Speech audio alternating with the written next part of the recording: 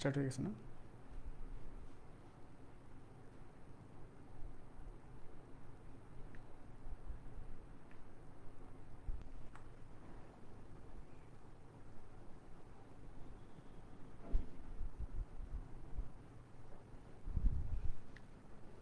Wifi ঠিক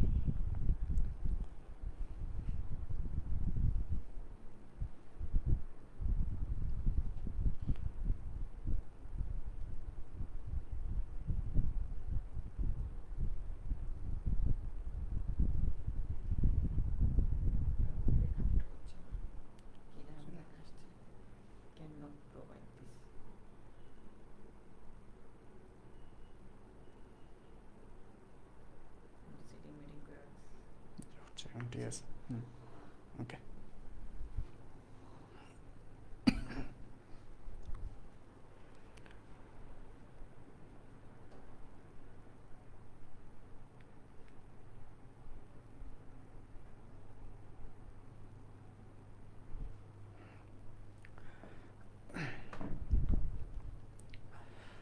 আসসালামু আলাইকুম। আলিম 24 ব্যাচের বিজ্ঞান ব্যাচের শিক্ষার্থীরা, তোমাদের কি অবস্থা? সবাই কেমন আছো? ওয়েদার তো এখন খুব ঠান্ডা নাকি? এখন মনে হয় পড়াশোনা খুব ভালো হইতেছে তোমাদের, তাই না? আচ্ছা, তো আমরা রসায়নের গুণগত রসায়ন যে চ্যাপ্টারটা, তার 2টা লেকচার অলরেডি নিয়ে ফেলছি এবং ওই 2টা লেকচারের মধ্যে সবথেকে গুরুত্বপূর্ণ যে টপিকগুলো ছিল ওইগুলো আমাদের নেওয়া শেষ। আজকে গুণগত রসায়নের 3 নাম্বার লেকচারে আমরা যেটা করব সেটা হচ্ছে খুচরা যেসব টপিক আছে এখানে, ঠিক আছে? গুণগত রসায়নের মধ্যে কিছু খুচরা টপিক আছে আমাদের। এর আগে টপিকগুলো ছিল খুব গুরুত্বপূর্ণ, একদম মোস্ট ইম্পর্টেন্ট যে টপিকগুলো ছিল ওগুলো আমাদের শেষ। আজকে আমরা হচ্ছে একদম খুচরা খুচরা ছোটোখাটো যেগুলো আমাদের হচ্ছে জ্ঞানমূলক বা অথবা খ নাম্বার প্রশ্নে অথবা এমসিকিউতে আসে ওই ধরনের টপিক নিয়ে আমরা পড়াশোনা করব, ঠিক আছে? তো আমরা বেশি দেরি না করে শুরু করে দিতে পারি জিনিসটা। আচ্ছা, প্রথমে দেখতে পাচ্ছ আমি কিছু হেডলাইন নিয়ে আসছি। সেটা হচ্ছে আমাদের দেখো, প্রথমে আমরা পরমাণু মডেল নিয়ে কিছু কথাবার্তা বলবো একদম শর্টলি। এরপর হচ্ছে আমাদের ইউভি রশ্মির ব্যবহার নিয়ে আমরা পড়বো। এরপর হচ্ছে আইআর রশ্মির ব্যবহার নিয়ে আমরা পড়বো, ঠিক আছে? এই 3টা হচ্ছে আমাদের আজকে মূল টপিক। এর পাশাপাশি আমি ছোটোখাটো কিছু জিনিস বলবো, সমস্যা নেই। আচ্ছা, সো এখন আমরা তাহলে শুরু করে দিই। আমরা পরমাণু মডেল থেকে আমরা শুরু করি। নর্মালি ইন্টারের যে স্টুডেন্টরা তোমরা হচ্ছে গুণগত রসায়নের এই পরমাণু মডেল এই টপিকটা সবাই মোটামুটি ভালো করে পড়ে আসছো। সো আমি এখানে বেশি সময় দিব না, আমি মোটামুটি জিনিসটা একবার ব্যাখ্যা করে চলে যাব। আচ্ছা, এখন পরমাণু মডেল, ঠিক আছে? আমাদের পরমাণু মডেল তোমাদের শর্ট সিলেবাসে 2টা মডেল নিয়ে আসে। ইভেন পরীক্ষায় আসলে ওই 2টা মডেল থেকেই আসে, ঠিক আছে? কোনটা? রাদারফোর্ড মডেল আর হচ্ছে বোর পরমাণু মডেল, ঠিক আছে? এখন কথা হচ্ছে এই পরমাণু মডেলগুলো আসছে কই থেকে, ঠিক আছে? সো আমরা একটা জিনিস যদি একটু আলাদা করে দেখি, ধরো একটা পদার্থ নিলাম, ঠিক আছে? একটা পদার্থ নিলাম, এই পদার্থকে ভাঙলে আমরা কি পাবো? অণু পাবো, ঠিক আছে? অণু পাবো। এরপর এটাকে ভাঙলে আমরা ছোট ছোট পরমাণু পাবো, ঠিক আছে? সো একটা সময় ছিল বিজ্ঞানীরা বলছে যে পদার্থকে ভাঙলে এই পরমাণু পর্যন্তই পাওয়া সম্ভব, এরপর আর কিছু পাওয়া যাবে না। যেমন এটার জনক, আমাদের পরমাণুর জনক কে ছিলেন? জন ডাল্টন, ঠিক আছে? আচ্ছা, যাই হোক, কিন্তু পরবর্তীতে যখন দিন যাচ্ছে, প্রযুক্তি যত আপডেট হচ্ছে, এই কথাগুলো, এই কনসেপ্টগুলো হ্যাঁ আমাদের ঠিক হয়ে আসছে। এরপরে বলছে যে না, পরমাণুকে ভাঙলে আরও অনেক কিছু পাওয়া যায়, অনেক কিছু। আমরা যেটা জানি সেটা হচ্ছে ইলেকট্রন, প্রোটন এবং নিউট্রন, এই 3টা আমরা সবাই বলতে পারি, ঠিক আছে? কিন্তু আরও অনেক কিছু আছে, এই জিনিসগুলো আপাতত আমাদের লাগবে না, ঠিক আছে? আচ্ছা, এখন কথা হচ্ছে পরমাণুটা আসলে দেখতে কীরকম হবে, তাই না? পরমাণুটা দেখতে এরকম ত্রিভুজ আকার হবে, নাকি গোলাকার হবে, নাকি এরকম বর্গাকার হবে, ঠিক আছে? বা আয়তাকার হবে, ঠিক আছে? কিভাবে হবে, কিরকম হবে মডেলটা আসলে? ইভেন এই ইলেকট্রন, এই প্রোটন, এই যে নিউট্রন, এরা কে কোথায় থাকবে, এগুলো নিয়ে কিন্তু তখনও গবেষণা শুরু হয় নাই, ঠিক আছে? এরপর আস্তে আস্তে বিজ্ঞানীরা শুরু করছে এটা নিয়ে গবেষণা। প্রথমে বিজ্ঞানী থমসন, ঠিক আছে, উনি একটা মডেল দিছিলেন যে কেকের মতো, কেকের উপরে কিশমিশ দিলে যেরকম লাগে ইলেকট্রন সেভাবে পরমাণুর মধ্যে ভেসে থাকে। ঠিক আছে, এরপরে আইসা উনার ওই তত্ত্ব বাদ দিয়ে বিজ্ঞানী রাদারফোর্ড আরো একটা তত্ত্ব দিছে, ওই তত্ত্বটাই আমরা শুরু করব, সেটাই হচ্ছে আমাদের রাদারফোর্ডের পরমাণু মডেল। আচ্ছা, উনি কিভাবে কি করছেন আমরা একটু শুরু করি, রাদারফোর্ডের পরমাণু মডেল আমরা একটু শুরু করি। ঠিক আছে, আচ্ছা এখন কথা হচ্ছে রাদারফোর্ডের পরমাণু মডেল শুরু করার আগে তার পরমাণু মডেলে তিনি কি কি উপকরণ ইউজ করছে। এখন উপকরণটা কি? উপকরণটা হচ্ছে তোমরা যে কোনো ধরো সাপোজ তোমরা কেক বানাইলে তোমাদের অনেকগুলো ইনগ্রেডিয়েন্টসের প্রয়োজন হয় না, এরকম উপকরণ। সো রাদারফোর্ডের যে পরীক্ষা, ওই পরীক্ষার নাম হচ্ছে আলফা কণা পরীক্ষা। ওই আলফা কণা পরীক্ষার জন্য তিনার কিছু উপকরণের প্রয়োজন হয়েছে। তাহলে কি কি? প্রথমটা হচ্ছে আলফা কণা, যেহেতু পরীক্ষার নামই হচ্ছে আলফা কণার কি পরীক্ষা, সো উপকরণ, প্রথম উপকরণটা হচ্ছে আলফা কণা। আচ্ছা, আলফা কণাকে আমরা এভাবে প্রকাশ করতে পারি, আর চাইলে আমরা এভাবেও প্রকাশ করতে পারি। হিলিয়াম, ধনাত্মক হিলিয়াম হচ্ছে আলফা কণা। ঠিক আছে, অর্থাৎ হিলিয়াম থেকে যখন দুইটা ইলেকট্রন বের হয়ে যাবে ওই অবস্থা, ওই স্টেটটাকে মূলত আলফা কণা বলা হয়। ঠিক আছে, আচ্ছা এরপরে আসো, এরপর হচ্ছে সেকেন্ড হচ্ছে সোনার পাত। ঠিক আছে, এটা স্বর্ণের পাত লাগবে এই পরীক্ষার জন্য।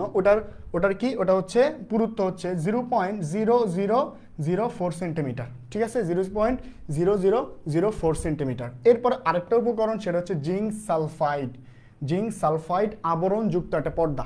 ঠিক আছে, জিঙ্ক সালফাইড আবরণযুক্ত একটা পর্দা লাগবে, কারণ ওই আবরণযুক্ত পর্দার মধ্যে আমাদের আলফা কণাগুলো গিয়ে কি করবে? একটা অনুরণ সৃষ্টি করবে। আচ্ছা, আমরা সেটা পরে দেখতেছি। ঠিক আছে, তাহলে আমরা কয়টা জিনিস পাইলাম? মোট 3টা জিনিস হচ্ছে আলফা কণা, হচ্ছে রাদারফোর্ডের আলফা কণার যে পরীক্ষা সেখানে লাগবে। ওকে, এরপরে আসি আমরা।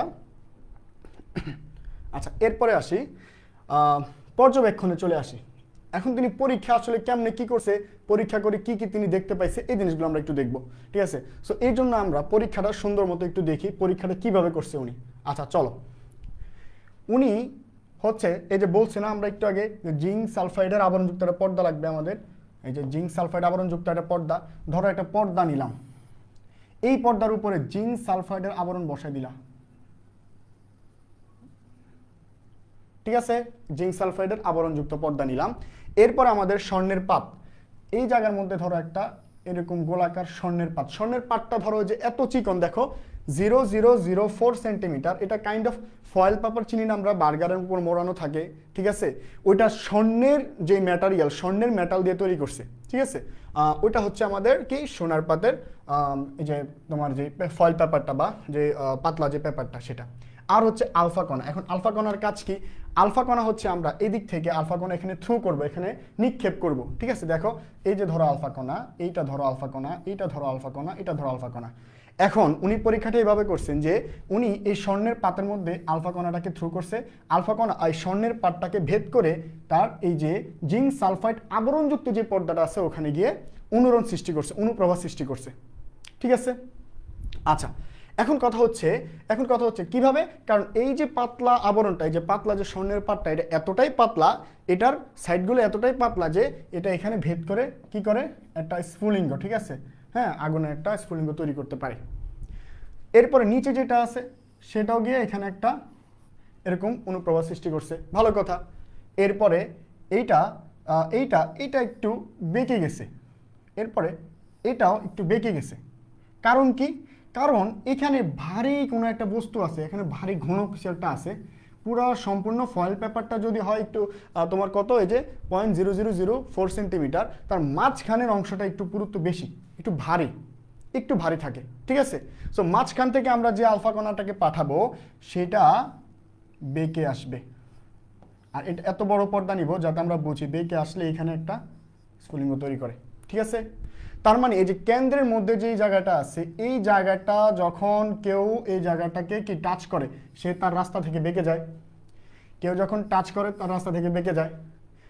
আর এটা বরাবর যদি যায় একদম পিছনের দিকে ব্যাক করে। তিনি এই জিনিসগুলা তার পরীক্ষায় দেখছেন। এখন এটাকে সুন্দর মতো, তোমাদের বইতে অনেক কথা লেখা আছে, আমি সুন্দর মতো পয়েন্ট নিয়ে আসছি। ঠিক আছে, তিনি কি দেখছেন তাহলে? তিনি বলছেন যে প্রায় 99% আলফা কণা সোনার পাত ভেদ করে চলে যায়। প্রায় 99% আলফা কণা এই স্বর্ণের পাতটাকে ভেদ করে চলে যায়। এখানে গিয়ে একটা লাইট জ্বালায়, এখানে এদিক দিয়ে লাইট জ্বালায়, এদিক দিয়ে লাইট জ্বালায়। ঠিক আছে, আমরা এখানে এভাবে লাইট জ্বলতে দেখব। শুধুমাত্র মাঝখানে যে জায়গাটা থাকবে এই জায়গাটা একটু ফাঁকা থাকবে, এখানে এখানে কোনো কি তোমার স্বর্ণের সরি আলফা কণার যে ইয়াগুলো এখানে যেতে পারবে না, কারণ কি আসো। আচ্ছা, এখানে বলছে যে কি 99% আলফা কণা স্বর্ণের পাটটা ভেদ করে চলে যায় এবং জিঙ্ক সালফাইড পর্দায় অনুপ্রভা সৃষ্টি করে। এই যেগুলো হচ্ছে অনুপ্রভা, এগুলো হচ্ছে অনুপ্রভা, ঠিক আছে, অনুপ্রভা সৃষ্টি করে। আচ্ছা, এরপরে বলছে মাত্র কয়েকটি কণা বেঁকে যায়। এই যে মাত্র কয়েকটি কণা তাদের রাস্তা থেকে বেঁকে যায়। লাস্ট ওয়ান যেটা ইম্পর্টেন্ট সেটা হচ্ছে 20,000-এর মধ্যে একটি কণা বিপরীত দিকে ফিরে আসে। ঠিক আছে, 20,000-এর মধ্যে একটি কণা বিপরীত দিকে ফিরে আসে, সেটা হচ্ছে এই যে কণাটা। ঠিক আছে, এই তিনটা কথা হচ্ছে তার পর্যবেক্ষণ, একদম মুখস্থ করে নিবা। ঠিক আছে, আর এভাবে আমি যেভাবে লিখছি পরীক্ষায় আসলে ঠিক ওইভাবেই লিখবা। ওকে, আচ্ছা, পর্যবেক্ষণও শেষ আমাদের, আমরা একটু দ্রুত আগাবো। ঠিক আছে, আচ্ছা, এরপরে তিনি ওই তিনটা জিনিস পর্যবেক্ষণ করার পরে কি সিদ্ধান্ত নিছে, আসো ওটা দেখি আমরা। কি সিদ্ধান্ত নিছে উনি, দেখি। আচ্ছা, উনি প্রথমে বলছেন যে পরমাণুর অধিকাংশ স্থানই ফাঁকা। ওই যে স্বর্ণের যে পাটটা আছে, ফয়েল পেপারটা আছে, ওইটাকে আমি আবার আঁকি এখানে। এটা কাইন্ড অফ দেখতে এরকম পরমাণুর মতো গোলাকার। ঠিক আছে, হ্যাঁ, আর একটু গোল করে দিই তাহলে বুঝবা। ধরো এরকম গোলাকার ছিল এটা। ঠিক আছে, তো উনি বলছেন যে পরমাণুর ম্যাক্সিমাম জায়গায় ফাঁকা। এই যে বাকি যে অংশগুলো ম্যাক্সিমাম জায়গায় ফাঁকা, শুধু মাঝখানের অংশ নিয়ে কিছু কথা একটা বলছে, আমরা একটু পরে দেখতেছি। পরমাণুর মোট ভরের 99.97% এমসিকিউতে আসবে এই কথাটা। কত পার্সেন্ট? 99.97% এর কেন্দ্রে অবস্থিত। এই যে কেন্দ্রটা আছে এইখানের মধ্যেই মূলত 99.97% ভর উপস্থিত। চিন্তা করছো, সম্পূর্ণ ভরটা যদি হয় 100%, তার মধ্যে 99.97% কেন্দ্রের মধ্যেই পুঞ্জীভূত থাকে। তাহলে চিন্তা করো ম্যাক্সিমাম ভর যেখানে, ওই জায়গাটা কতটা ভারী হবে, কতটা পুরুত্ব হবে ওটার, তাই না? আচ্ছা, ঠিক আছে। আর এই যে বাকি যে অংশগুলো আছে এগুলা ফাঁকা, এগুলো একদম ফাঁকা, যার কারণে আলফা কণা ভেদ করে চলে গেছে, তাই না? আচ্ছা, এরপরে আসি।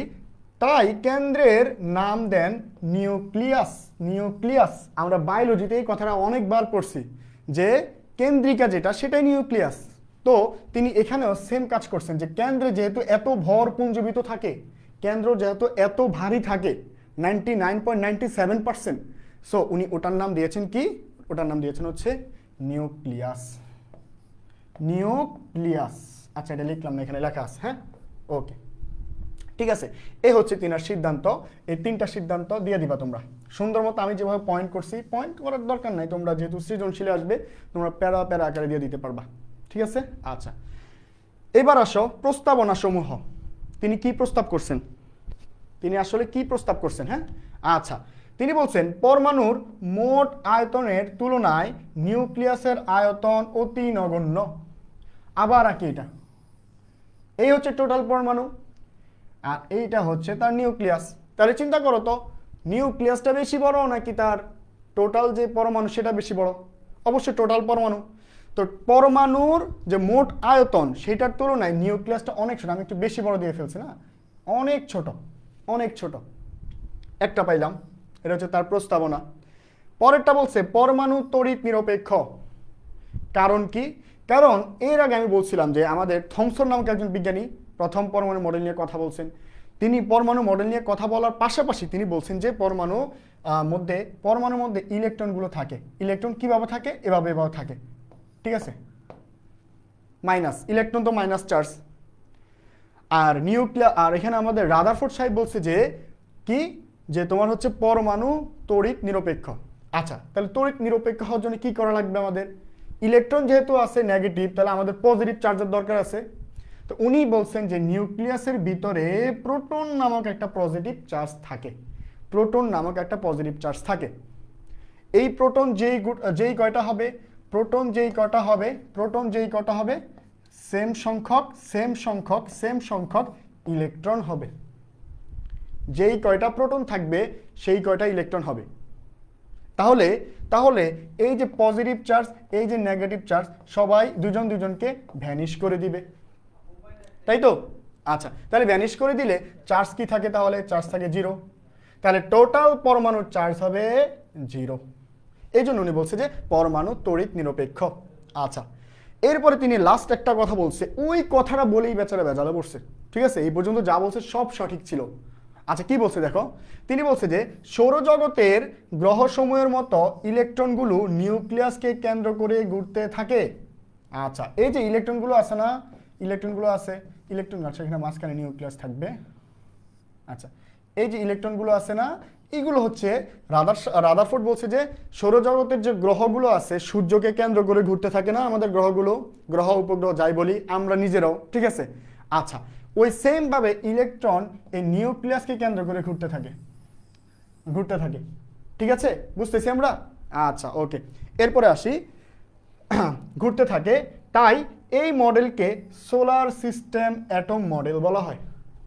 সৌরজগতের সাথে মিল রেখে কথাটা বলছে, এই জন্য তাকে সোলার সিস্টেম অ্যাটম মডেল বলা হয়। এই কথাটা বলেই তিনি কি বিপদে পড়ছেন। কীভাবে বিপদে পড়ছেন আমরা একটু পরে দেখতেছি। ওকে, আচ্ছা, এরপরে আমরা তাহলে নেক্সট পয়েন্টে যাই, সীমাবদ্ধতা। ঠিক আছে, এতক্ষণ তার সাফল্য নিয়ে আমরা গুণগান করছি, এখন একটু সীমাবদ্ধতা, ঠিক আছে, বিফলতা কি তার আসলে সেটা আমরা একটু দেখি। তো ওই যে একটু আগে বললাম যে একটা কথা বলে উনি ঝামেলায় পড়ছেন, সেই কথাটা কি? সেটা হচ্ছে আমরা এখন দেখতেছি। সেই কথাটা হচ্ছে তিনি বলছেন যে সৌরজগতের মতো, সৌরজগতের গ্রহ উপগ্রহ যেগুলো আছে এগুলো সূর্যকে কেন্দ্র করে ঘুরতে থাকে, সেমভাবে ইলেকট্রনগুলো পরমাণু নিউক্লিয়াসকে কেন্দ্র করে ঘুরতে থাকে। এই কথাটা বলে যে ঝামেলা পড়ছে কিভাবে দেখো, এইখানে একটু আসো, নিচের দিকে আসো। তিনি, আমরা নর্মালি কি জানি? আমরা জানি আমাদের যে গ্রহগুলো আছে ওগুলো চার্জ নিরপেক্ষ, আমাদের গ্রহের মধ্যে কোনো চার্জ নেই। যদি গ্রহ মানে পৃথিবীতে যদি চার্জ থাকতো আমি আর তুমি কি হাঁটতে পারতাম, বাঁচতে পারতাম? সম্ভব ছিল না। আচ্ছা, সো আমাদের যে গ্রহগুলো আছে এরা হচ্ছে চার্জবিহীন, কোনো চার্জ নাই। আর এইখানে মহাকর্ষ বল দ্বারা পরস্পরকে আকর্ষণ করে। সূর্য পৃথিবী মহাকর্ষ বল দ্বারা আকর্ষণ করে, ঠিক আছে? সূর্যের সাথে বুধের, সূর্যের সাথে মঙ্গলের, ঠিক আছে, এক একটার সাথে এক একটার যে আকর্ষণ বল সেটা হচ্ছে মহাকর্ষ বল দ্বারা তারা আকর্ষিত হয়, ঠিক আছে? এই দুটা কথা, এটা হচ্ছে আমাদের গ্রহের জন্য। কিন্তু আমাদের ইলেকট্রনের জন্য যদি আমি বলতে যাই তাহলে ইলেকট্রন হবে চার্জ যুক্ত। কি চার্জ? Negative charge, right? আর স্থির বৈদ্যুতিক বল এটাকে বলে কুলম্ব বল। স্থির বৈদ্যুতিক বল অথবা কুলম্ব বল দ্বারা পরস্পরকে আকর্ষণ করে, ঠিক আছে? তাহলে এখানে হচ্ছে চার্জ আছে, এখানে বলটার নাম হচ্ছে ভিন্ন নাম, বৈদ্যুতিক বা স্থির বৈদ্যুতিক বা কুলম্ব বল। ওইখানে ডিফারেন্ট জিনিস, চার্জবিহীন মহাকর্ষ বল। মিললো? এই দুটা জিনিস মিলছে? মিলে নাই। তার মানে উনি যে তত্ত্বটা দিছে গ্রহ রিলেটেড, ঠিক আছে, গ্রহ রিলেটেড মানে হচ্ছে সোলার সিস্টেম রিলেটেড যে তত্ত্বটা দিছে ওটা মূলত ভুল। এটা হচ্ছে তার প্রথম সীমাবদ্ধতা। আচ্ছা, এবার নেক্সটে আসি। হাইড্রোজেন পরমাণুর বর্ণালী সম্পর্কে কোনো সুষ্ঠু ব্যাখ্যা দিতে পারেননি। মুখস্থ করে ফেলবা, মুখস্থ করার দরকার নেই, আমরা গত লেকচারে বর্ণালী সম্পর্কে পড়ে আসছি, ঠিক আছে? আজকেও একটু টুকটাক বলবো, সমস্যা নেই। এরপরে আসি, ইলেকট্রন সমূহ ক্রমশ শক্তি হারাতে নিউক্লিয়াসে পতিত হওয়ার কথা, কিন্তু রাদারফোর্ড মডেল অনুযায়ী ইলেকট্রনের কখনো পতন ঘটে না। হ্যাঁ, এটাও একটা সীমাবদ্ধতা। কিভাবে দেখো, তিনি কিন্তু এটাই বলছিলেন যে ইলেকট্রনগুলো কি নিউক্লিয়াসকে কেন্দ্র করে ঘুরতে থাকে। তাহলে এরকম ঘুরতে থাকলে কখনো ইলেকট্রন কি নিউক্লিয়াসে এসে পতিত হবে না, কিন্তু এটা আসলে ঘটে। ইলেকট্রন একটা সময় নিউক্লিয়াসে এসে পতিত হয় বা নিম্ন কক্ষপথে এসে পতিত হয়, কিন্তু উনার কথা অনুযায়ী তো এই জিনিসটা হবে না, উনারটা ভুল। এটা হচ্ছে তিন নম্বর তোমার হচ্ছে সীমাবদ্ধতা। আচ্ছা, এরপরে আসি আমরা, ইলেকট্রনের আকার আকৃতি সম্পর্কে কোনো ধারণা দিতে পারেননি। হ্যাঁ, ইলেকট্রনের আকার আকৃতি সম্পর্কে কোনো ধারণা দিতে পারেননি। এরপর লাস্টেরটা হচ্ছে কি, একাধিক ইলেকট্রন নিউক্লিয়াসকে কিভাবে পরিক্রম করে তার কোনো ব্যাখ্যা দিতে পারেননি। এই কথাগুলো তোমরা মুখস্থ করে নিবা, মেইনলি এই পয়েন্টটা বুঝার, আর এই পয়েন্টটা বুঝার, ঠিক আছে? এই জিনিসগুলো বুঝবা আর বাকিগুলো একটু মুখস্থ করে নিবা, ওকে? তো এটা হচ্ছে আমাদের মোটামুটি 5টা পয়েন্ট। এই 5টা পয়েন্ট তোমরা যখন তোমাদের পরীক্ষায় আসলে তোমরা এই 5টা পয়েন্ট ব্যাখ্যা করে দিবা ইনশাল্লাহ। আশা করি তোমরা পারবা। আচ্ছা, আর আরেকটা জিনিস বলে যায়, তোমাদের যখন সিকিউতে কোশ্চেন আসবে তখন তোমাদের ফিগার দেওয়া থাকবে, এরকম একটা ফিগার থাকবে আর এরকম একটা ফিগার থাকবে। তো এখান থেকে তোমাকে মডিফাই করতে হবে কোনটা রাদারফোর্ডের মডেল, কোনটা বোরের মডেল। আচ্ছা, আমরা বোরের মডেলটা কমপ্লিট করলে বোঝা যাবে। এটা দেখে তো বোঝা যাচ্ছে এটা হচ্ছে রাদারফোর্ড মডেল। তিনি বলছেন যে একটা পরমাণু থাকবে, তার মাঝখানে নিউক্লিয়াস আর দুই পাশে ইলেকট্রন হতে দেওয়া থাকতে পারে। ঠিক আছে? আচ্ছা, এরপরে বোরের মডেলে কিন্তু এই জিনিসগুলো আমরা নতুন করে দিছি, এটা আমরা বোরের মডেলে যাচ্ছি একটু পরে। ঠিক আছে? তো তোমাদেরকে কিন্তু এরকম, আচ্ছা এটাকে বলবো হচ্ছে এ, এটাকে বলবো হচ্ছে বি। তো তোমাদেরকে কোশ্চেনে বলবো হচ্ছে যে বি নাম্বার মডেলটা বা এ নাম্বার মডেলটা ব্যাখ্যা করো। নাম কিন্তু বলে দিবে না যে বোরের পরমাণু মডেল ব্যাখ্যা করো অথবা রাদারফোর্ডের পরমাণু মডেল ব্যাখ্যা করো, এভাবে কিন্তু বলবে না। ঠিক আছে? আচ্ছা, কিভাবে বলবে আমরা দেখে নিলাম। এখন আমরা আসি, আমাদের মোটামুটি রাদারফোর্ডের মডেলটা কমপ্লিট, আমরা এখন বোরের মডেলে চলে যেতে পারি, তাই না? আচ্ছা ঠিক আছে, এগুলো তোমরা জানো, তাও আমি একটু ব্রিফ করলাম যেহেতু পরীক্ষা চলে আসছে, একটু তোমাদের কনফিউশনও থাকতে পারে, এই জন্য বলে দিলাম, বেশি সময় কিন্তু নেইনি। আচ্ছা, আমরা এখন নেক্সট টপিকে চলে যেতে পারি, তাই না? আচ্ছা ওকে, বোরের পরমাণু মডেল। আচ্ছা, বোরের সাফল্যগুলো আমরা আগে একসাথে শিখে ফেলি। বোরের সাফল্য কি আসলে? একটা লাইন শিখবা, সেটা হচ্ছে কক্ষের কোণায়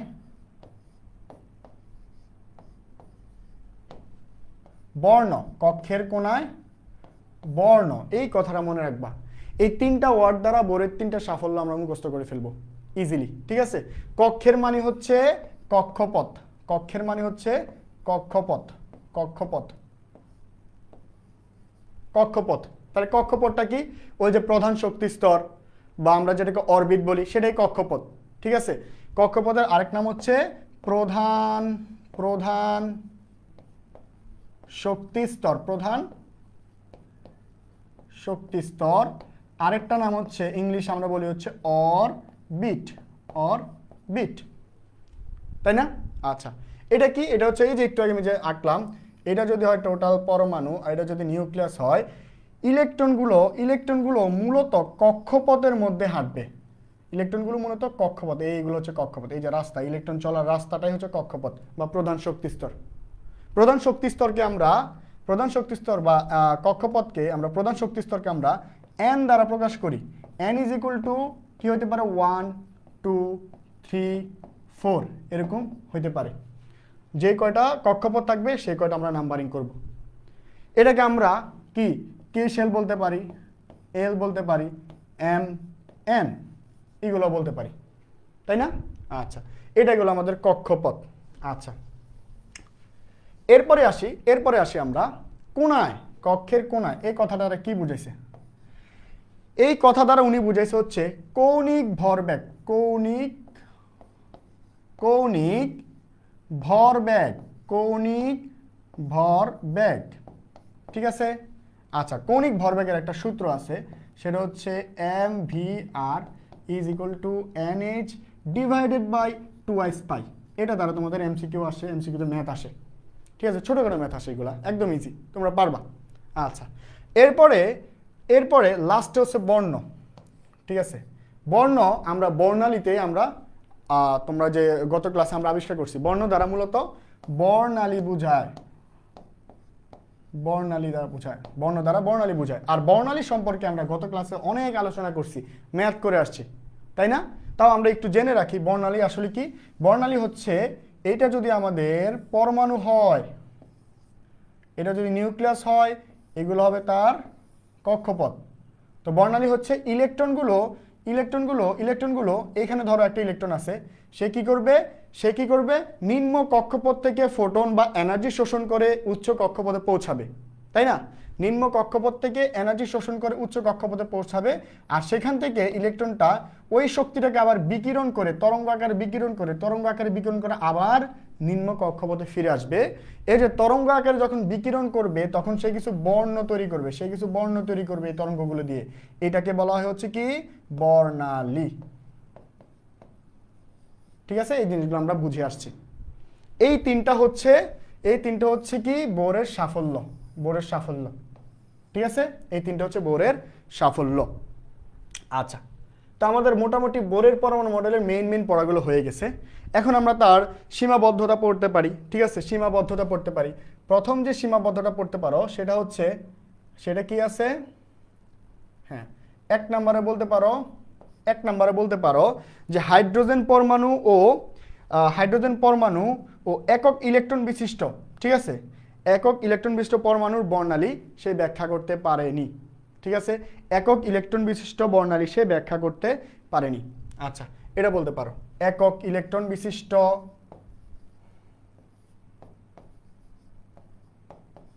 বর্ণালীর ব্যাখ্যা করতে পারেনি।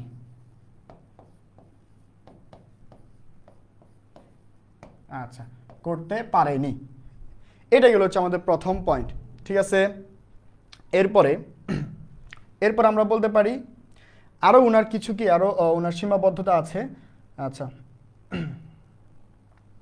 সূক্ষ্ম রেখার মানে হচ্ছে আমাদের অরবিটাল যেগুলো আছে, ওই অরবিটালগুলো আবার ভেঙে ভেঙে আরো সূক্ষ্ম রেখা তৈরি হয়, ওই সূক্ষ্ম রেখা সম্পর্কে উনি কোনো ব্যাখ্যা দিতে পারেনি, ঠিক আছে? এটাও লিখতে পারি আমরা, সূক্ষ্ম রেখার ব্যাখ্যা দিতে পারেনি, সূক্ষ্ম রেখার ব্যাখ্যা, আচ্ছা এখানে দিতে পারি ব্যাখ্যা করতে পারেনি, ঠিক আছে? এগুলো লিখতে পারি আমরা। মোটামুটি এই কয়েকটা লিখে দেবো, অবশ্য সীমাবদ্ধতা আসে না, বোর্ডের সাফল্যগুলো লিখবা, লিখলে এনাফ, আর দুটা সীমাবদ্ধতা লিখে দিতে পারো, কোনো সমস্যা নেই, ঠিক আছে? এই ছিল আমাদের হচ্ছে বোরের পরমাণু মডেল। তাহলে আমি আরেকবার বলে নিই, তাই পরীক্ষায় কিভাবে আসবে।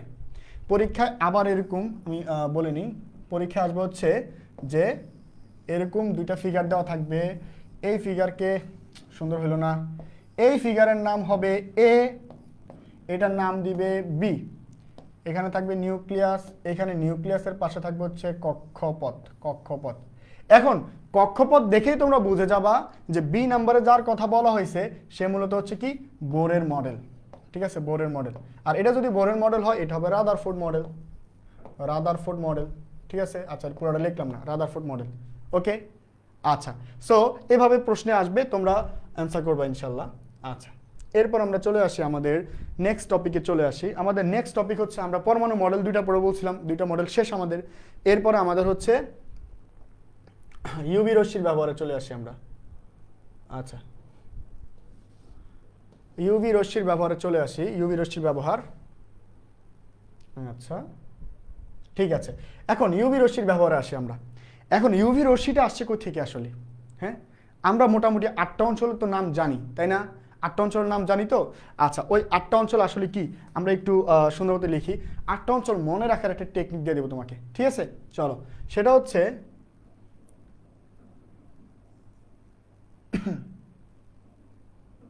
ওকে, মগা, হ্যাঁ একটু আমাদের টেকনিকটা একটু অন্য টাইপের, অন্যরকম, হাস্যকর। আচ্ছা, লিখবো হচ্ছে মগা রঞ্জন,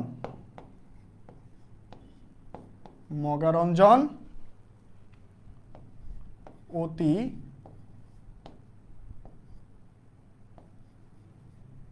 দুর্বল,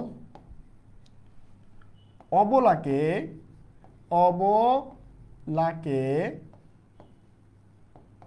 মারে কখন? রাত্রিবেলা অতি দুর্বল একটা মানুষে পাইলে সে মারে, কে? মগারঞ্জন, ঠিক আছে? আচ্ছা ঠিক আছে, এই টেকনিক দিয়ে হচ্ছে আমরা 8টা অঞ্চল, ওই 8টা অঞ্চল কি, ওটা হচ্ছে আলোক অঞ্চল। সূর্য থেকে যে আলোটা আসে, সূর্য থেকে আলো আসে কি মাধ্যমে? কেউ কেউ বলছে তরঙ্গ, কেউ কেউ বলছে কণা, ফোটন প্যাকেট, ঠিক আছে? এরপরে কোয়ান্টা আকারে, এত কিছু আমাদের জানার দরকার নেই, এগুলো আমাদের ফিজিক্স সেকেন্ড পেপার টপিক। আমরা জাস্ট মাথায় রাখবো সূর্য থেকে, আমরা এটা বোঝার জন্য সূর্য থেকে আলো তরঙ্গ আকারে, বিভিন্ন তরঙ্গ রেঞ্জ আকারে আসে, ওই রেঞ্জগুলোকে ভাগ করে আমরা 8টা রেঞ্জ তৈরি করব, ঠিক আছে? আচ্ছা চলো, ম দ্বারা কি? ম দ্বারা বোঝাবে হচ্ছে মহাজাগতিক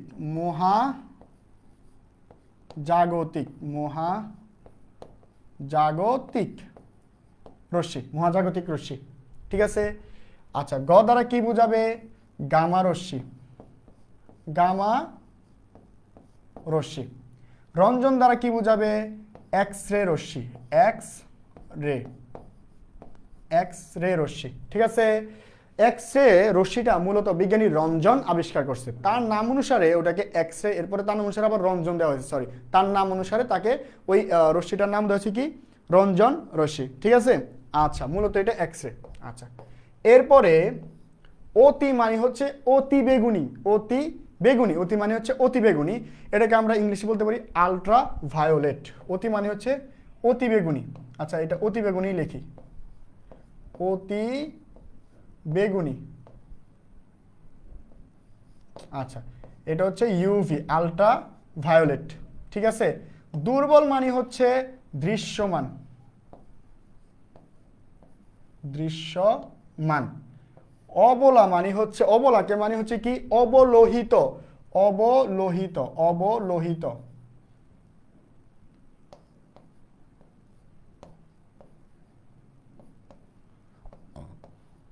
অবলোহিত মানে হচ্ছে infrared, I R, I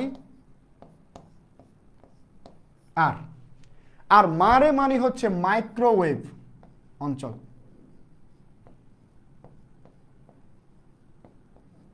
microwave. রাতে মানে হচ্ছে রেডিও, ঠিক আছে, রেডিও। আচ্ছা, এই হচ্ছে আমাদের 8টা অঞ্চল, 1টা 2টা 3টা 4টা 5টা 6টা 7টা 8টা অঞ্চল আমাদের। এই 8টা অঞ্চল, এই 8টা অঞ্চল হচ্ছে আমাদের সূর্যের আলো থেকে আসে, রাইট? সূর্যের আলো থেকে এই 8টা অঞ্চল আসে। এখন কথা হচ্ছে আমাদের লাগবে হচ্ছে এই ইউভি অঞ্চলটা, আর হচ্ছে দৃশ্যমান আলোর অঞ্চল, এরপর হচ্ছে আইআর অঞ্চল। এইগুলা থেকে আমাদের ম্যাক্সিমাম কোশ্চেনগুলো হয়, ঠিক আছে। রেঞ্জগুলো মনে রাখবা, মানে তোমরা হচ্ছে কি বেসিক্যালি সবগুলা রেঞ্জই মনে রাখার চেষ্টা করবা, বইতে দেওয়া আছে, তবে স্পেশালি এই 3টা রেঞ্জ ভালো করে মনে রাখবা। তার মধ্যে দৃশ্যমানটা আমরা সবাই জানি, একদম ছোট বাচ্চাও জানে কি, যে 380 থেকে 780 কি ন্যানোমিটার, ন্যানোমিটার, তাই না? এই 380 থেকে 780 ন্যানোমিটারকে দৃশ্যমান আলোর অঞ্চল বলা হয়। আর এই আলোগুলো আমরা দেখতে পাই, তার মধ্যে কি দেখতে পাই, ওই যে বেনি আসহ কলা, ঠিক আছে, ওই 7টা কালার হচ্ছে আমরা দেখতে পাই, ঠিক আছে। আচ্ছা, এরপরে ইউভি এর রেঞ্জটা কি তাহলে? ইউভি এর রেঞ্জটা হবে আমাদের 10 থেকে 380 ন্যানোমিটার, 10 থেকে 380 ন্যানোমিটার হচ্ছে ইউভি এর রেঞ্জ, 10 থেকে 380 ন্যানোমিটার, ঠিক আছে। আর আইআর এর রেঞ্জ কত? আইআর এর রেঞ্জ হচ্ছে 780 থেকে 780 ন্যানোমিটার থেকে 1 মিলিমিটার, ঠিক আছে। এই 3টা রেঞ্জ খুব ভালো করে মাথায় রাখতে হবে। তার মধ্যে আমরা আজকে ইউভি রশ্মির ব্যবহার করব আর আইআর রশ্মির ব্যবহার করব, ঠিক আছে। আচ্ছা, চলো কিভাবে। আচ্ছা, তাহলে আমরা কি বলতেছি, ইউভি রশ্মির ব্যবহার করব। আচ্ছা, ইউভি রশ্মি কোথায় ব্যবহার করা হয়? ওই যে তোমরা ঈদ আসলে অথবা তোমরা মানে কয়েকদিন পর পরই নিউজ পেপার বা তোমরা যেখানে সেখানে শুনতে পারো, ফেসবুক চালাও, ফেসবুকে দেখতে পাও যে জাল টাকা, মানে তোমার হচ্ছে কি জাল টাকা বিক্রিকারী এরকম একটা চক্র ধরা খাইছে, ঠিক আছে। জাল টাকা বিক্রি করতে এসে ধরা খাইছে, হ্যাঁ, এরকম অনেক চক্র ধরা খায় না। আচ্ছা, তার মানে এই ইউভি রশ্মি হচ্ছে জাল টাকা শনাক্তকরণে ব্যবহৃত হয়। শুধু যে জাল টাকা শনাক্ত করে তা না, এটা জাল পাসপোর্ট, চিন্তা করো মানুষ কত বুদ্ধিমান, জাল টাকাও বানায়, জাল পাসপোর্টও বানায়, ঠিক আছে। তো ওই জিনিসগুলো ডিটেক্ট করার জন্য মূলত আমাদের ইউভি রশ্মিটা ব্যবহার করব। তাহলে ইউভি রশ্মির রেঞ্জ আমাদের আগে জানতে হবে, আমরা একটু আগে লিখে আসছি, আবার লিখি। ইউভি রশ্মির রেঞ্জ, ইউভি মানে হচ্ছে আলট্রা ভায়োলেট, এটা আমরা জানি। এটা রেঞ্জ কত ছিল? এটা রেঞ্জ ছিল হচ্ছে আমাদের 10 থেকে 380 ন্যানোমিটার, 10 থেকে 380 ন্যানোমিটার, ঠিক আছে। আচ্ছা, এটা হচ্ছে আমাদের ইউভি রশ্মির রেঞ্জ। এখন এই ইউভি রশ্মি দ্বারা আমরা কিভাবে আসলে জাল টাকা শনাক্ত করি তা একটু দেখি আমরা কিভাবে আসলে জাল টাকা শনাক্ত করা হয়। ধরো আমরা একটা 1000 টাকার নোট নিলাম, 1000 টাকার নোট নিলাম একটা, কি 1000 টাকা, ধরো এদিক দিয়ে লিখে দিলাম, ঠিক আছে। দাও, এটা তোমাদেরকে সবাইরে গিফট দিয়ে দিলাম 1000 টাকা। এখন আমরা এটাকে শনাক্ত করবো, এটা জাল টাকা নাকি আসল টাকা। এখন ধরো সাপোজ তোমার কাছে একজন কি 1000 টাকাটা নোট দিল, বা আমি তোমাদেরকে গিফট দিলাম, এখন ওইটা তোমরা কিভাবে ডিটেক্ট করবা, তাই না? এখন এটা তো জালও হতে পারে, আসলও হতে পারে। সো এখন এই জাল টাকাগুলোকে ডিটেক্ট করার জন্য জাল মানে টাকার মধ্যেই যে আসল টাকা আমাদের যে বাংলাদেশের কারেন্সি বা যে কোনো দেশের কারেন্সি, ওইখানে একটা সিকিউরিটি ডিভাইস ইউজ করা লাগে। ঠিক আছে, একটা সিকিউরিটি ডিভাইস ইউজ করা লাগে, কারণ ওই সিকিউরিটি ডিভাইস দিয়ে আমরা মূলত ডিটেক্ট করতে পারি পরবর্তীতে। তাহলে সিকিউরিটি ডিভাইসটা কি? এইটাই হচ্ছে সিকিউরিটি ডিভাইস। এটার নাম হচ্ছে ফসফর। এটার নাম কি?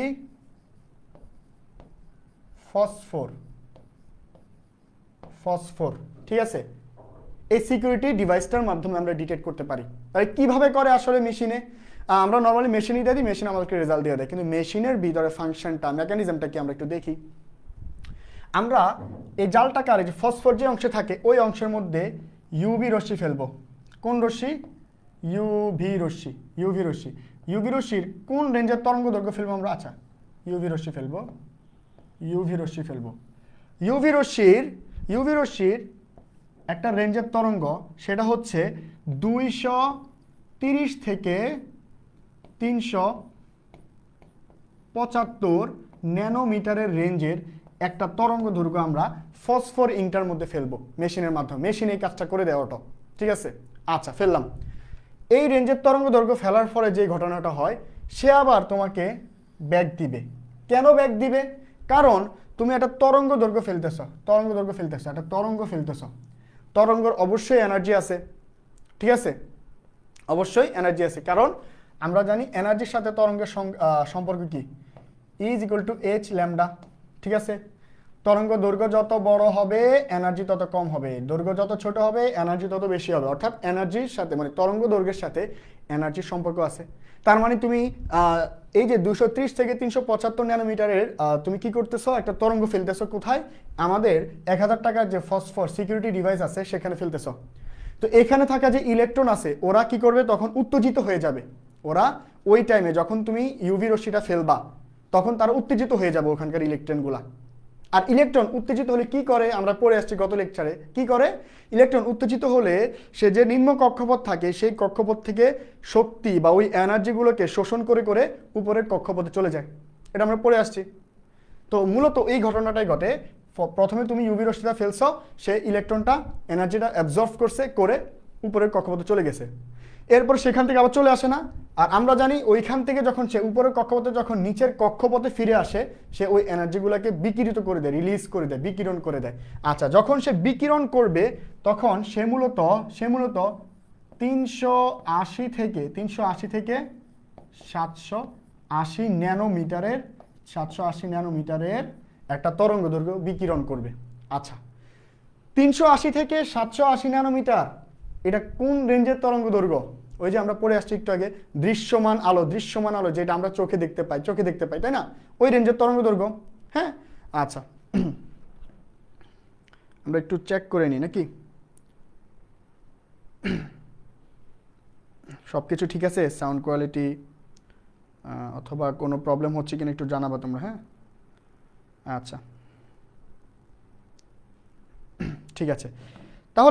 তাহলে চলো, সে কি করলো? বিকিরণ করলো ইলেকট্রনগুলো, আরেকটা রেঞ্জের তরঙ্গ দৈর্ঘ্য বিকিরণ করলো, সেটা হচ্ছে 380 থেকে 780 ন্যানোমিটার। আর ওই রেঞ্জের তরঙ্গ দৈর্ঘ্য আমরা দেখতে পাই চোখে। ঠিক আছে, আচ্ছা যদি দেখতে পাই তাহলে ওইটা দ্বারাই মূলত আমরা মডিফাই করতে পারি যে এটা আসলে আসল টাকা নাকি নকল টাকা। ঠিক আছে, আচ্ছা ঠিক আছে। তাহলে এই হচ্ছে মূলত, আচ্ছা এই যে বিকিরণ করতেছে, যে তুমি আলো ফেলতেছো আবার আলো সে ব্যাক দিতেছে তরঙ্গ দৈর্ঘ্য। ঠিক আছে, এই যে সম্পূর্ণ ঘটনাটাকে প্রতিপ্রভা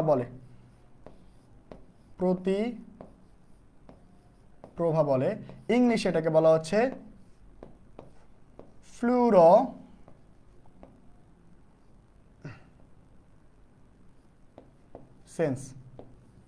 ফ্লুরোসেন্স। ঠিক আছে, আচ্ছা এখন তাহলে আমরা আসলে এতক্ষণ এই যে এত কাহিনী করলাম কার সাহায্যে? সিকিউরিটি ডিভাইসের মাধ্যমে। আসলে সিকিউরিটি ডিভাইস না থাকলে আমরা এইসব তরঙ্গ দৈর্ঘ্য ফেললেও কোনো লাভ হবে না। তরঙ্গ দৈর্ঘ্য ফেললে রিটার্ন কোনো বিকিরণ আসবে না আমাদের কাছে। তাহলে মূলত এই ফসফরটাই আমাদেরকে হেল্প করছে। সো আসলে আমরা একটু দেখি ফসফরটা আসলে কি। ফসফর হচ্ছে জটিল ধাতব অক্সাইড এবং ল্যান্থানাইড আয়নের সমন্বয়ে গঠিত। ফসফরটা কি? ফসফর হচ্ছে জটিল ধাতব অক্সাইড প্লাস ল্যান্থানাইড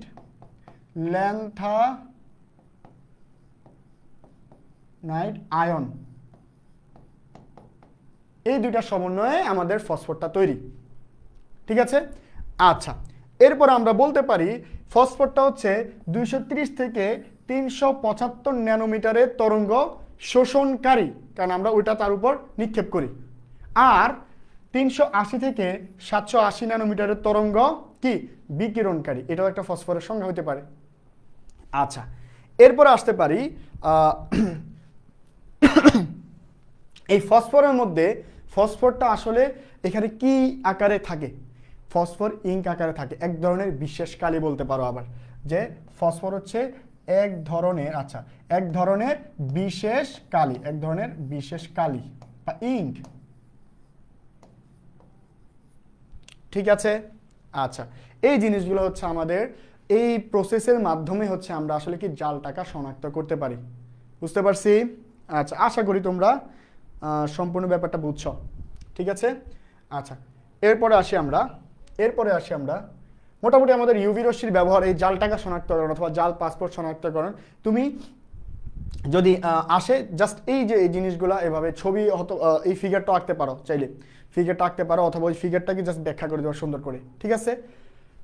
আচ্ছা, এরপরে হচ্ছে আমাদের নেক্সট টপিক কি? নেক্সট টপিক হচ্ছে আইআর রশ্মির ব্যবহার। ঠিক আছে? আচ্ছা, এখন আমরা আইআর রশ্মির ক্ষেত্রে আইআরের যে রেঞ্জটা পড়ে আসছিলাম, মনে আছে? আইআরের রেঞ্জটা কি ছিল আমাদের? মনে আছে তো? আইআরের রেঞ্জটা আমাদের ছিল হচ্ছে কি 780 থেকে কত 1 মিলিমিটার, তাই তো? আচ্ছা, সো এখন আইআর রশ্মিকে তার বিভিন্ন রেঞ্জের উপর ডিপেন্ড করে 3 ভাগে ভাগ করা হয়েছে। ঠিক আছে? কিভাবে? চলো আমরা দেখি। আইআর তাকে তার বিভিন্ন রেঞ্জের উপর ডিপেন্ড করে ভাগ করা হয়েছে 3 ভাগে। প্রথমটা হচ্ছে কি? Near IR. ঠিক আছে? পরেরটা হচ্ছে মিডল আইআর।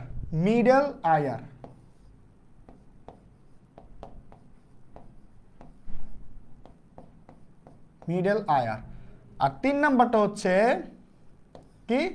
Fur IR. ওকে, ঠিক আছে। এই তিনটা ভাগে আইআর রশ্মিকে ভাগ করা হয়েছে।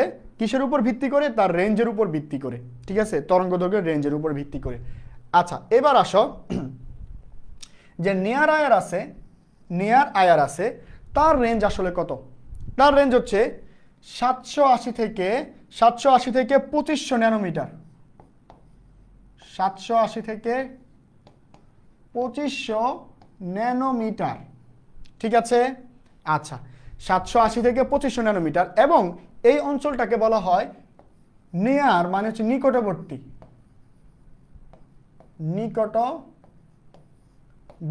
অঞ্চল।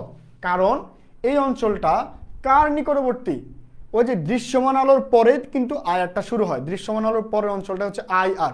দৃশ্যমান আলোর রেঞ্জ ছিল কোন পর্যন্ত? 780 পর্যন্ত। আর সে 780 থেকে আইআরটা শুরু হয়। তো সেখান থেকে আমরা বলতে পারি নিয়ার আইআরকে নিকটবর্তী, মানে দৃশ্যমান আলোর নিকটবর্তী অঞ্চল বলা হয়। ঠিক আছে? আচ্ছা, ঠিক আছে। এখন এই তোমার নিয়ার আইআর আমাদেরকে চিকিৎসা ক্ষেত্রে কিভাবে হেল্প করতে পারে আমরা একটু পরে পড়ব, বাট এতটুকু জেনে রাখো যে এটা চিকিৎসা ক্ষেত্রে আমাদেরকে হেল্প করে। চিকিৎসা ক্ষেত্রে ব্যবহার করি আমরা এটাকে। এই রেঞ্জটা চিকিৎসা ক্ষেত্রে ব্যবহার করা হয়। আচ্ছা, চিকিৎসা ক্ষেত্রে কি রোগের জন্য ব্যবহার করা হয়? মস্তিষ্কের রোগের জন্য ব্যবহার করা হয়। কিসের জন্য? মস্তিষ্কের রোগের জন্য। কিসের জন্য? মস্তিষ্কের রোগের জন্য। আচ্ছা, একটু ভিন্ন কালারে নিলাম, এটা খুবই ইম্পর্টেন্ট। মস্তিষ্কের রোগের জন্য। আর মস্তিষ্কের রোগের জন্য যখন সে হেল্প করে, ওই যে পদ্ধতি, একটা পদ্ধতি, ওই পদ্ধতিকে বলা হয় ডট পদ্ধতি। ডট পদ্ধতি, ঠিক আছে। ডট মানে হচ্ছে ডিফিউজ অপটিক্যাল ট্রোমোগ্রাফি, ঠিক আছে। আচ্ছা, এইগুলো হচ্ছে আমাদের মোটামুটি নিয়ার আয়ারের কথা। ওকে, আচ্ছা, নিয়ার আয়ার আরও একটাভাবে আমাদেরকে হেল্প করে। কিভাবে? আচ্ছা, আমাদের বডিতে 800 থেকে 1200 ন্যানোমিটারের, এখানে দেখো রেঞ্জ হচ্ছে 780 থেকে 2500, তার মানে 800 থেকে 1200 যে রেঞ্জটা, সেটা নিয়ার আয়ারের মধ্যে পড়ে, ঠিক আছে। সো আমরা যে আমাদের বডিকে মাঝে মধ্যে স্ক্যানিং করি, আমাদের ভিতরের ইমেজগুলো নিয়ে আসি, ডাক্তাররা নিয়ে আসে, ওটা কিভাবে করে? এই 800 থেকে 1200 ন্যানোমিটার রেঞ্জের একটা তরঙ্গ আমাদের বডিতে পাঠানো হয়, নিয়ার আয়ার তরঙ্গ। এটা আমাদের বডিতে কি তাপের অনুভূতি জাগায়, ঠিক আছে। তো যখন তাপের অনুভূতি জাগায়, তখন আমাদের বডি সেখান থেকে একটা ইমেজ তৈরি করে নিয়ে আসতে পারে, তাপ থেকে ইমেজটা তৈরি করে। এই জন্য আমরা এটাকে থার্মোগ্রাফ বলি, থার্মোগ্রাফ বলি। সো থার্মোগ্রাফিতে নিয়ার আয়ার আমাদেরকে সাহায্য করে। কিসে? থার্মোগ্রাফিতে। কোন জায়গায়? থার্মোগ্রাফিতে। থার্মোগ্রাফি,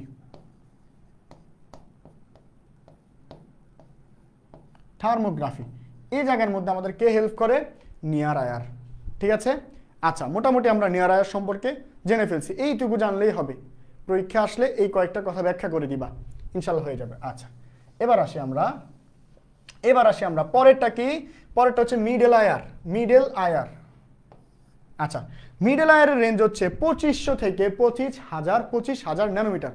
2500 থেকে 25,000 ন্যানোমিটার পর্যন্ত হচ্ছে এটা রেঞ্জ। আমরা আবার লিখে ফেলি, এটা তরঙ্গদৈর্ঘ্যের রেঞ্জ হচ্ছে 2500 থেকে, ওই যে আমাদের নিয়ার আয়ার হচ্ছে 2500-তে শেষ হয়েছিল, আর এটা 2500 থেকে শুরু হবে, 2500 থেকে 25,000-এ গিয়ে থামবে, ন্যানোমিটার। আর এটার নাম যেহেতু মিডল আয়ার, এটাকে মধ্যবর্তী অঞ্চল বলা হয়, মধ্যবর্তী অঞ্চল বলা হয়, ঠিক আছে। আচ্ছা, এইটার কাজ কি? এটার কাজ হচ্ছে আমরা জৈব যৌগ পড়বো, আমাদের যেটা সব থেকে ভীতির সাবজেক্ট, ভীতির অধ্যায়, ঠিক আছে, ভয়ের, অনেক ভয় পাই। ওই জৈব যৌগের মধ্যে আমরা একটা জিনিস পড়বো, ইনশাআল্লাহ যখন ক্লাস হবে তখন দেখা যাবে। ওই জৈব যৌগের কার্যকরীমূলক আছে একটা জিনিস, কার্যকরীমূলক বলে একটা জিনিস তোমরা জানো মোটামুটি, যেহেতু তোমরা সামনে পরীক্ষা, অলমোস্ট সব কিছুই জানো, এখন হচ্ছে রিভিশন হচ্ছে আর কি জাস্ট। আচ্ছা, তো জৈব যৌগের কার্যকরীমূলক শনাক্তকরণে মূলত হচ্ছে আমাদের এই তোমার মিডল আয়ারটা ইউজ করা হয়। তাহলে আমরা মূলত কোথায় ইউজ করি? জৈব যৌগের কার্যকরীমূলক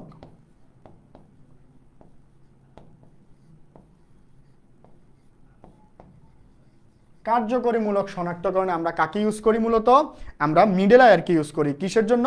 জৈব যৌগের কার্যকরীমূলক শনাক্ত করানোর জন্য, ঠিক আছে।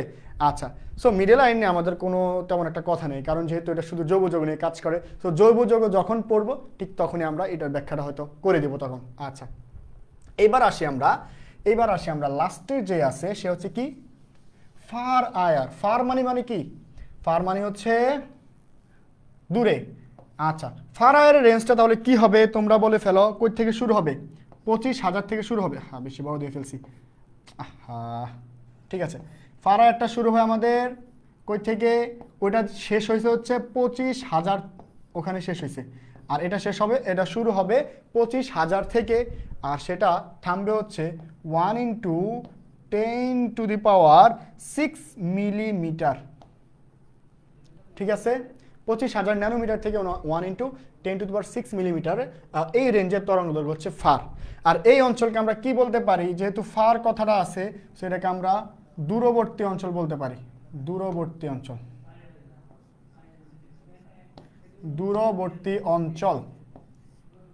দূরবর্তী অঞ্চল বলতে পারি, রাইট? আচ্ছা, এটার কাজ কি? এটাকেও আমরা চিকিৎসা ক্ষেত্রে ব্যবহার করে থাকি। সো এটাও আমাদের জন্য ইম্পর্টেন্ট, কারণ আমাদের কোয়েশ্চেন আসবে হচ্ছে চিকিৎসা ক্ষেত্রে আয়ারের ব্যবহার বুঝিয়ে লেখো, ঠিক আছে। তো চিকিৎসা ক্ষেত্রে তুমি ফার্স্টে হচ্ছে কি আয়ারের 3টা ধাপ বলবা, এরপরে বলবো হচ্ছে চিকিৎসা ক্ষেত্রে 2 ধরনের আয়ার ইউজ করা হয়। একটা হচ্ছে কি, এটা হচ্ছে প্রথম যেটা কি প্রথমটা নিয়ার আয়ার, আর লাস্টে হচ্ছে ফার আয়ার, এই দুটো ইউজ করা হয়। কিভাবে ইউজ করা হয় প্রথমটা তো বলে আসলাম, এখন এটা বলি আমরা। চলো চিকিৎসা ক্ষেত্রে এটাকে আমরা বিভিন্নভাবে ইউজ করতে পারি। আচ্ছা চিকিৎসা ক্ষেত্রে লিখে দিই, চিকিৎসা ক্ষেত্রে, চিকিৎসা ক্ষেত্রে।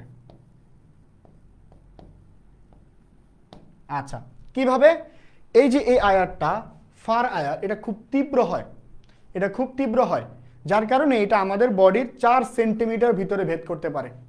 4 সেন্টিমিটার ভিতরে ভেদ করে সে আমাদের জন্য যে পরিমাণ তথ্য দরকার সেগুলো নিয়ে আসতে পারে। ঠিক আছে, আচ্ছা তাহলে এটার কাজ কি, এটা হচ্ছে আমাদের বডির কত 4 সেন্টিমিটার ভেদ করে, 4 সেন্টিমিটার ভিতরে ভেদ করতে পারে। ঠিক আছে, আচ্ছা শুধু যে এটাই কাজ তা কিন্তু নয়। আচ্ছা এটা তীব্র হওয়ার কারণে ত্বকের ভিতরে তাপের অনুভূতি জাগায়। ঠিক আছে, ত্বকের ভিতরে তাপের অনুভূতি জাগায়। মেডিকেলে ডিরেক্ট এই কোশ্চেনটা আসতে পারে যে আমাদের হিউম্যান বডিতে বা মানব দেহে তোমার হচ্ছে কি ত্বকে তাপের অনুভূতি জাগায় কোন আয়ার বা কোন রশ্মি, তখন বলে দিতে পারবা যে ফার আয়ার। এটাকে আমরা বলতে পারি এফ আয়ারও বলতে পারি, ফার আয়ারকে আমরা আদর করে এফ আয়ারও বলতে পারি।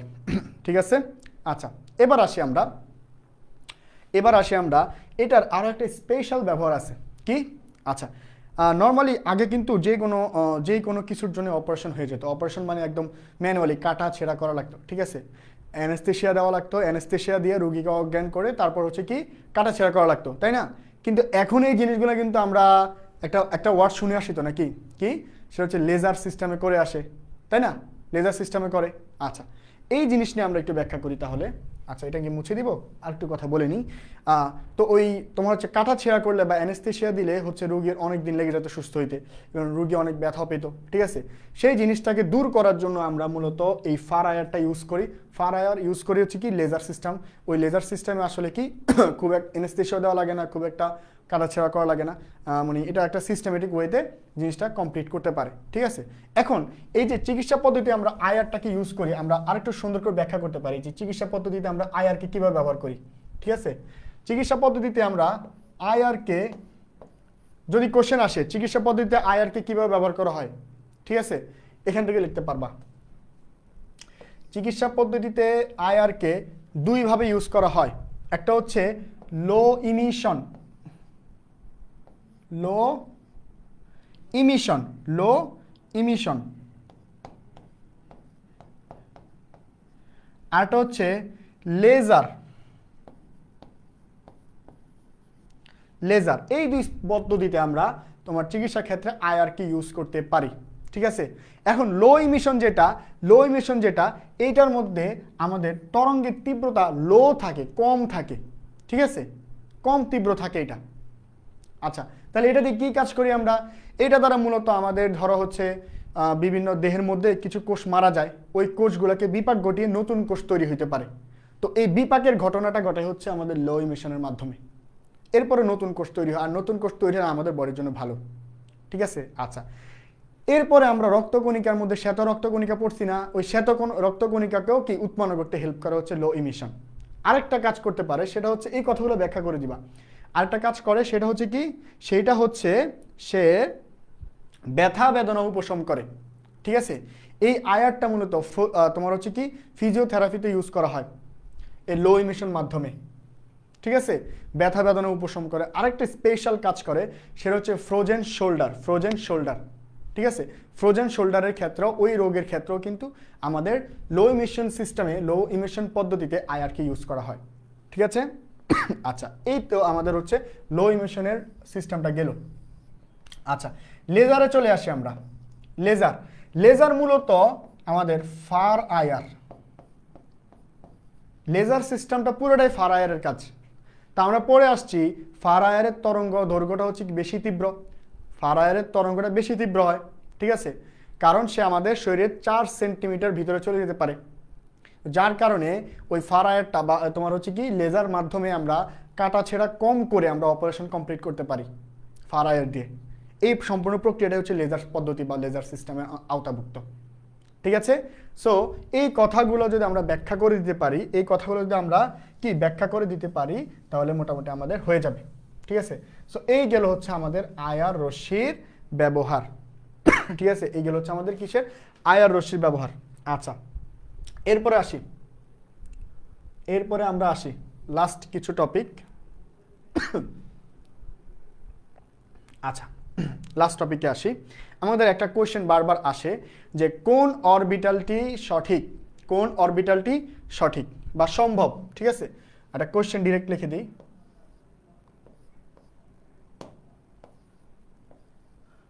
কোন অরবিটাল সম্ভব বা সঠিক। আচ্ছা, সম্ভব ডিরেক্ট আমাদের পরীক্ষায় চলে আসে। ঠিক আছে, তো অপশন থাকে কি? অপশন হচ্ছে ক, ধরো এটা হচ্ছে 1p, খ এটা দিলাম হচ্ছে আমি 2p,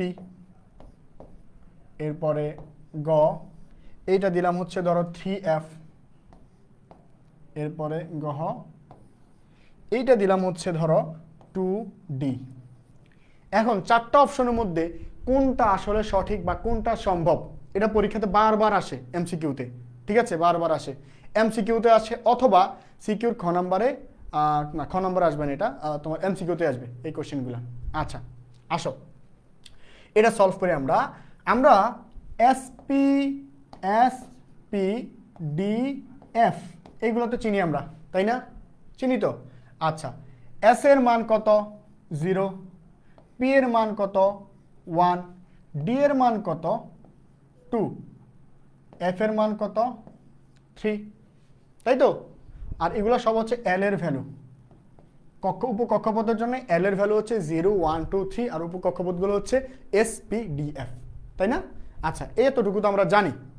এখন এটা আমরা গত ক্লাসে বলছিলাম। আচ্ছা, তাহলে আমরা এখন সলভ করতে থাকি, এখান থেকে সলভ করতে থাকি। আমাদের এখানে এন এর ভ্যালু কত আছে? এন এর ভ্যালু হচ্ছে 1 আছে, এই যে এটা হচ্ছে এন এর ভ্যালু। ঠিক আছে, তোমার অরবিটালের পাশে যেটা থাকে সেটা হচ্ছে আমাদের এন বা প্রধান কক্ষপথ বা প্রধান শক্তি স্তর। ঠিক আছে, আচ্ছা, এন এর ভ্যালু যদি 1 হয়, আমরা গত ক্লাসে এল এর ভ্যালু বের করছিলাম কি, যে এল এর ভ্যালু হচ্ছে 0 থেকে n-1 পর্যন্ত। তাহলে 0 থেকে n-1, n-1 মানে কি 1 - 1, এন এর মানে হচ্ছে 1, আর -1 করলে 0 হয়ে যাবে। তাহলে আমাদের অ্যান্সার হচ্ছে 0। ঠিক আছে, আচ্ছা, যদি 0 হয়, 0-র জন্য আমাদের অরবিটালের মান কত? এস। তাহলে যখন এন এর মান 1 হবে তখন এস অরবিটালই সম্ভব, কিন্তু এখানে দেওয়া আছে পি অরবিটাল, সো এটা ভুল, ক নাম্বারটা ভুল। আচ্ছা, 2 নম্বরে আসি। 2 নম্বরে আমাদের এন এর ভ্যালু হচ্ছে 2, তাহলে এল এর ভ্যালু কি আসবে? 0 থেকে n-1, 2 - 1 হচ্ছে 1 পর্যন্ত। তাহলে 0-র জন্য হচ্ছে এস অরবিটাল, 1-এর জন্য হচ্ছে পি অরবিটাল। তাহলে এন এর মান যখন 2 হবে তখন পি অরবিটাল সম্ভব, সো পি অরবিটাল সম্ভব, এটা সঠিক। পেয়ে গেলাম, সঠিকটা পেয়ে গেলাম। ওগুলো একটু জাস্টিফাই করি, দেখি। এন এর মান যখন 3 হবে, এল এর মান হবে 0 থেকে 1, 2, তাই তো? 0 থেকে 1, 2, আর 0 হচ্ছে আমাদের কি এস, 1 হচ্ছে আমাদের পি, এটা হচ্ছে আমাদের ডি। তাহলে এন এর মান যখন 3 হবে তখন এস, পি, ডি এগুলো হওয়া সম্ভব, কিন্তু এফ হওয়া সম্ভব না, তার মানে এটাও ভুল। আর এটাও সেম জিনিস, এন ইজ ইকুয়াল যখন 2 হবে তাহলে আমাদের এল এর মান হবে 0 এবং 1, তখন এস এবং কি হবে? পি হবে। তাহলে এন এর মান যখন 2 হবে তখন এস এবং পি ছাড়া অন্য কোনো অরবিটাল হওয়া সম্ভব না, কিন্তু এখানে আছে ডি অরবিটাল, সো এটাও ভুল। ঠিক এভাবে তোমরা এই জিনিসগুলো দাগে আসবা ইনশাল্লাহ। ঠিক আছে, আচ্ছা, এই হলো আমাদের এমসিকিউর মোস্ট কমন একটা এমসিকিউ। এই এমসিকিউটা বারবার চলে আসে আমাদের, এই এমসিকিউটা কি বারবার চলে আসে। আচ্ছা, আরেকটা একদম লাস্ট ওয়ান কোশ্চেন, যে 3D নাকি, আচ্ছা বাস ধরো যে আইপিএল হচ্ছে 3D এবং 4S এর মধ্যে। ঠিক আছে, আইপিএল খেলা হচ্ছে 3D এবং 4S এর মধ্যে, কোনটার মধ্যে ইলেকট্রন আগে পৌঁছাবে? চলো, আচ্ছা, সরি আমরা ধরো এখানে হচ্ছে এন এর মান কত, বা এন এর মান হচ্ছে 3, আমরা যোগ করবো জাস্ট। ঠিক আছে, জাস্ট যোগ করে কি দেখবো? দুইটা জিনিস দেখবো, একটা হচ্ছে এন প্লাস এল এর ভ্যালু দেখবো প্রথমে। আচ্ছা, এতটুকু দেখি, এন প্লাস এল। তাহলে এন এর মান কত? এখানে এন এর মান হচ্ছে 3, প্লাস ডি মানে কত? এস, এখানে লিখি এস পি ডি এফ 0 1 2 3, তাহলে ডি মানে হচ্ছে 2 ইজ ইকুয়াল টু হচ্ছে 5। আচ্ছা, এরপরে এখানে এন এর মান হচ্ছে কত 4 প্লাস এস এর মান 0, তাহলে ইজ ইকুয়াল টু 4। তাহলে এন প্লাস এল, এটার এন প্লাস এল হচ্ছে 5, এটা হচ্ছে 4। যার এন প্লাস এল এর ভ্যালু ছোট হবে, যার এন প্লাস এল এর ভ্যালু ছোট হবে তার মধ্যে ইলেকট্রন আগে প্রবেশ করবে। যার এন প্লাস এল এর ভ্যালু ছোট হবে তার মধ্যে ইলেকট্রন আগে প্রবেশ করবে। তাহলে এ হচ্ছে ছোট, সো 4s এর মধ্যে আমাদের ইলেকট্রনটা আগে প্রবেশ করবে। আচ্ছা, এখন তোমার অপশনের মধ্যে পরীক্ষায় এমসিকিউতে অপশন 4টা থাকবে, তার মধ্যে যদি দেখো যে 4টার মধ্যেই সেম অপশন আসতেছে, মানে কি N plus L N plus L N plus L সবারই ধরো 5, 4 জনেরই 5 আসবে, 4 জনেরই 5 আসবে 4টা অপশনের মধ্যে, তখন কি করবা? যখন 4 জনেরই এন প্লাস এল এর ভ্যালু 5 আসবে বা সেম আসবে, তখন যেটা করবা তাদের যে প্রধান কোয়ান্টাম সংখ্যা যার ছোট তার মধ্যে ইলেকট্রন ঢুকে যাবে। ঠিক আছে, এই হচ্ছে আমাদের আজকের টপিক, খুচরা টপিক ছিল এগুলা। এই টপিকগুলা মোটামুটি আসবে সিকিউ এবং এমসিকিউতে, তোমরা আশা করি সুন্দর করে দাগায় দিয়ে আসবা ইনশাল্লাহ। আর তোমাদের প্রস্তুতিটা কেমন হচ্ছে তোমরাই ভালো জানো, আশা করি এখন সবারই প্রস্তুতি ভালো হচ্ছে যেহেতু পরীক্ষা চলে আসছে। ঠিক আছে, আর তোমরা খুব তাড়াতাড়ি যত দ্রুত সম্ভব আমাদের কোর্সে এনরোল করে ফেলো। ঠিক আছে, আমরা তোমাদের হচ্ছে নেক্সট যে অধ্যায়গুলো আছে ওগুলো আরও ভালোভাবে নিয়ে আসবো। আর তোমাদের অন্যান্য সাবজেক্ট তো হচ্ছেই, সবগুলোই রানিং থাকবে ইনশাল্লাহ। তোমাদের যে 2 মাসের প্ল্যান নিছি সম্পূর্ণ প্ল্যান আমরা সাকসেস করে ছাড়বো। আর তোমরাও ইনশাল্লাহ A+ কনফার্ম করে 100% কনফার্ম করেই কিন্তু পরীক্ষার হল থেকে বেরিয়ে আসবা ইনশাল্লাহ। ঠিক আছে, সো আজকে তাহলে আমরা এই পর্যন্ত রাখতে পারি, কি বলো? ওকে, ঠিক আছে, ভালো থাকো, সুস্থ থাকো, আসসালামু আলাইকুম।